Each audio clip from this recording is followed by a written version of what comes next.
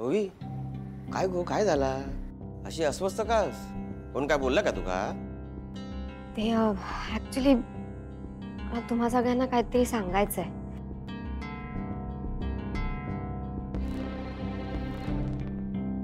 बोल ना ओवी काय झालंय?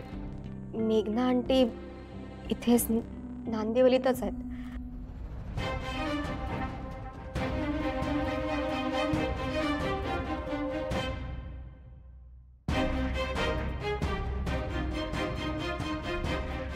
काय पण हे तुला कसं कळलं? नीरज भेटायला आला होता मला, त्यानेच सांगितलं. पण ही मेघनाबाई हैसर काय करते? काका ते मला माहित नाही, बट मला ना आता खूप डाऊट येतोय.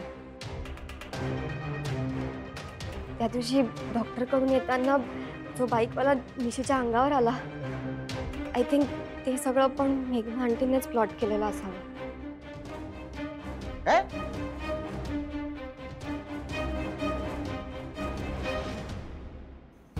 बापरे, हे काय सगळं?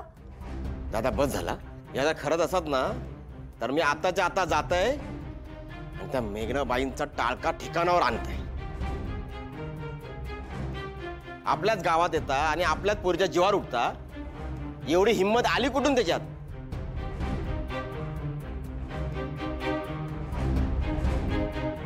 नाही दादा, मी आताच जाते. मामा मी पण येतो तुझ्यासोबत. जाताना पोलिसांना सोबत घेऊनच जाऊया. चल. अरे थांबा, हा नुसता अंदाज आहे. खरं काय आपल्याला अजून माहिती नाही आहे. उगीच काहीतरी. पण दादा त्यांना तसं काही करायचं नव्हतं, तर ते त्यांचं घर सोडून इथे नांदिवलीत हॉटेलमध्ये का राहतायत? आणि ह्यापुढे त्या इथे गावात येऊन कधी निशीला हार्म करू शकतात ना दादा. होय तर लपून छपून डाव साधायचो, कोणाच्या नजरेत न येता आपलं काम करायचा आणि निसटून जायचा. याच डाव असणार तिचा. हा बघ दादा, आपण ना जर का वेळीच त्या मेघनाबाईंका जाब विचारलं नाही ना, तर ही टांगती तलवार आपल्या डोक्यावर कायमच रवतली. नाही नाही दादा, त्यांका ना जाब विचारूक व्हाया. काय जाब विचारायचंय?